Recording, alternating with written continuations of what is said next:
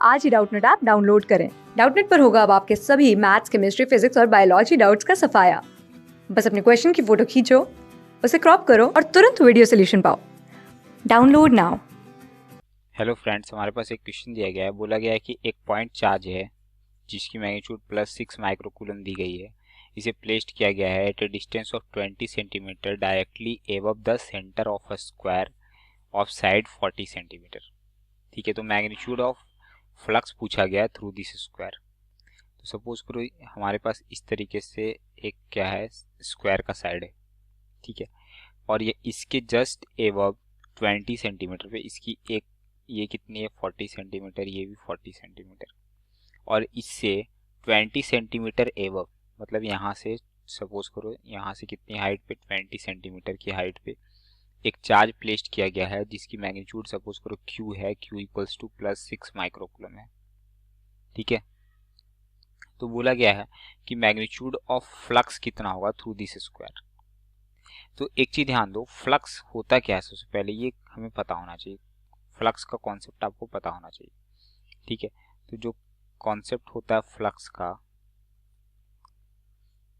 ध्यान दीजिए। फ्लक्स जो होता है वो क्या होता है, number of electric field lines crosses through the surface. Number of electric field lines crosses through the surface.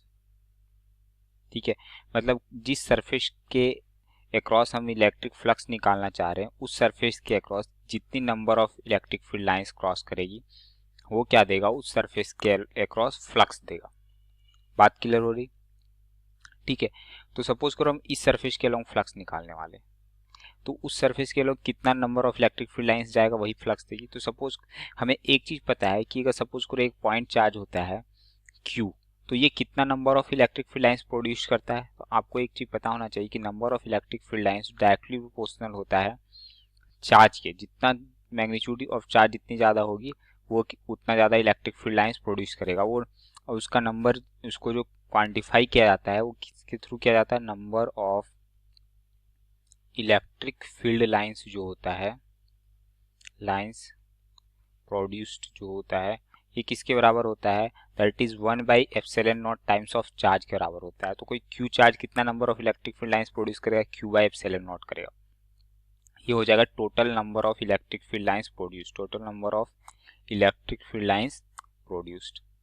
ठीक है, अब यहाँ से ये टोटल कितना चार्ज, ये कितना इलेक्ट्रिक फील्ड लाइंस प्रोड्यूस करेगा, Q/ε0 टाइम्स। ठीक है, और वो जितना भी इलेक्ट्रिक फील्ड लाइंस होगा सारा कहाँ से क्रॉस करेगा, इसके चारों तरफ ये इवेनली प्रोड्यूस करेगा अपने सारे डायरेक्शन में। ठीक है, इलेक्ट्रिक फील्ड लाइंस कुछ इस तरीके से ये प्रोड्यूस करने वाला है, सारे डायरेक्शन में इवेनली प्रोड्यूस करेगा। तो एक चीज ध्यान देने वाली बात है कि अगर हम ये सारे इलेक्ट्रिक फील्ड लाइंस को अगर किसी एक सरफेस के थ्रू पास करवाना चाहते हैं तो हमें सरफेस कैसा बनाना पड़ेगा। तो देखो ये इसके जस्ट अपोजिट है। तो अगर ये क्या करते हैं, ये स्क्वायर सरफेस नहीं होके हम क्या करते हैं कि इसका एक क्यूब ड्रॉ कर देते हैं। ठीक है, इस चार्ज को एक क्यूब के अंदर रखते हैं जिसकी साइड हो कितनी, 40 सेंटीमीटर, इस तरीके से। तो क्या होता कि ये पूरा का पूरा जो इलेक्ट्रिक फील्ड लाइंस होता है उस ये क्यूब के सारे सरफेस के थ्रू पास कर जाता। बात समझ में आ रही कि ये जो क्यूब दिख रहा है आपको, पूरा क्यूब उसके सारे सरफेस के थ्रू पास कर जाता। ठीक है, तो यहाँ पे ध्यान दीजिए कि जो यहाँ पे फिर इस केस में जो इलेक्ट्रिक फ्लक्स होता है, electric flux through all surfaces of cube कितना हो जाता, ऑल सरफेसेस ऑफ क्यूब हो जाता, ये हो जाता Q/ε0। ठीक है, Q चार्ज है और टोटल इलेक्ट्रिक फील्ड लाइंस कितना प्रोड्यूस होगा, Q/ε0। तो इसका जितना भी इलेक्ट्रिक फील्ड लाइन प्रोड्यूस होता है वो पूरे क्यूब से पास होता है। लेकिन हमारे पास जो सरफेस एरिया कंसीडर करना है हमें, जिसके थ्रू पास करना है, तो ये हमें पता है कि सारे डायरेक्शन में इवेनली प्रोड्यूस करता है। क्यूब है तो उसका हर एक सरफेस का साइड सेम हो, हर एक सरफेस की एरिया सेम होगी। तो अगर हम ABCD के थ्रू निकालना चाहें तो उसकी एरिया कितनी होगी। तो देखो हमें पता है कि जो एरिया है flux through total surface area of cube कितना हो जाएगा, क्यू बाई एप्सिलॉन नॉट। तो टोटल सरफेस एरिया कितना हो जाएगा, तो total surface area of cube जो होता है वो हो जाता है 6a², अगर इसकी साइड a हम लेते हैं तो, ठीक है। तो फ्लक्स थ्रू 6a² कितना हो जाएगा, फ्लक्स थ्रू 6a² एरिया कितना आ रहा है हमारे पास, क्यू बाई एप्सिलॉन नॉट आ रहा है, ठीक है। अब यहाँ पे देखिए, तो फ्लक्स थ्रू 1 यूनिट एरिया कितना आ जाएगा, Q by 6a² epsilon naught आ जाएगा। और हम क्या कह सकते हैं, फ्लक्स थ्रू एक ये सरफेस की ABCD कितना है, ABCD का एरिया कितना हो जाएगा, ABCD इसके थ्रू कितना हो जाएगा, Q by 6a² epsilon not into area of ABCD, ठीक है। तो एरिया ऑफ ABCD कितना हो जाएगा, देखिए तो एरिया ऑफ ABCD यहाँ से इस एक की साइड A है और ये स्क्वायर है, तो कितना हो जाएगा, a² हो जाएगा। तो हम यहाँ पे क्या कर सकते हैं, क्यू बाई जो हमें फ्लक्स फाई निकालना हो कितना हो जाएगा, Q by 6a² epsilon not into a²।